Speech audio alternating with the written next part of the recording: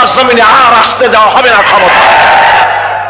ধর্ষণ দিয়ে, সন্ত্রাস দিয়ে, খুন দিয়ে সব শেষ করেছে। তারপরে এদেরকে ক্ষমতায় আসতে দেওয়া যাবে না, এই কারণে দলীয়করণ, আত্মীয়করণ, বংশীয়করণের ইতিহাসের নিকৃষ্টতম দৃষ্টান্ত তারা এই জাতির সামনে পেশ করেছে। একেবারে টয়লেট কিপার থেকে শুরু করে সর্বোচ্চ পর্যায় পর্যন্ত নাম নিলাম না, সব দলীয়করণ করেছে তারা।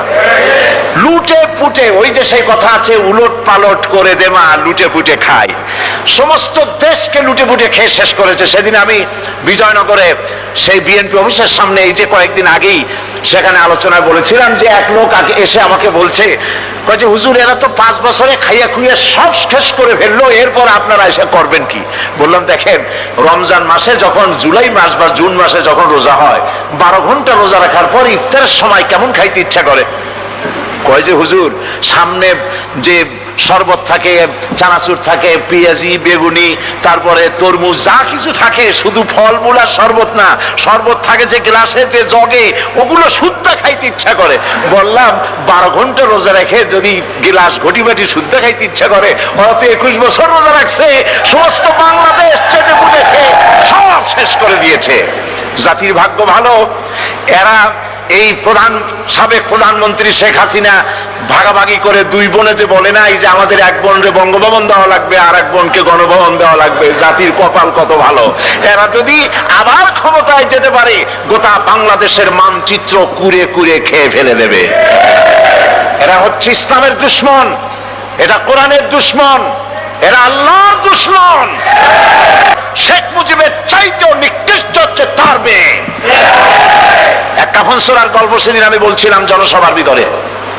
কাফন চোর, এই কাফন চোর মরে যাওয়ার সময় তার ছেলেদের বলল, আমাকে তো কেউ ভালো বলে না, এমন কাজ করবি যাতে আমার থেকে তোদেরকে ভালো বলে। কাফন চোর মরে গেল। এরপরে কাফন চোর আর ছেলেরা চুরি করতেছে, কেউ আর বাপেরে ভালো কয় না, ও ছেলেরা বাপও চুরি করতে, এরাও চুরি করে। ছেলেরা মিটিং করলো যে বাপেরে তো কেউ ভালো কয় না, তো কি করা যায়? শেষ পর্যন্ত তারা এক কাজ করলো নতুন করে, শুধু কাপড়ই তারা চুরি করে না, কাপড়টা চুরি করে লাশটার গলায় দড়ি বাঁধিয়ে গাছে ঝুলাইতে আরম্ভ করলো। লোকেরা বলা আরম্ভ করলো, এর থেকে তোর বাপ ভালো ছিল, ওর বাপে তো শুধু কাপড় চুরি করেছে, ওর বাপে তো কোনো লাশ ঝুলায় রাখে না, এ শয়তানের তো লাশও ঝুলায় রাখলো।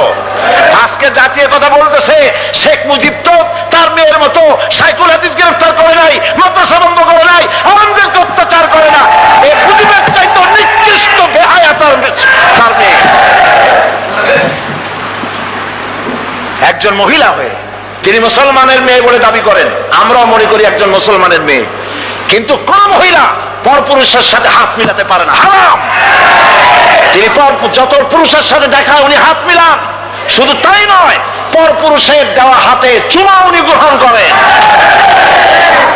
আমি পল্টনে বলেছিলাম, পার্লামেন্টে আমি বলেছি তার সামনে, আপনি মুসলমান, যেই কপালটা দিয়া কাবা শরীফে সেজদা করছেন, যেই কপালটা দিয়া মদিনায় সেজদা করেছেন রাসূলুল্লাহর রওজায়, রাসূলুল্লাহর মসজিদে, সেই কপালটা নিয়ে কলকাতায় গেলেন, আর কাফের গুজরাল আপনার কপালে যখন হাত দিল তিলক পরাবার জন্য, কেন আপনি বলতে পারলেন না, বেয়াদব, আমি মুসলমানের মেয়ে, আমার গায়ে তুই হাত দিতে পারিস না?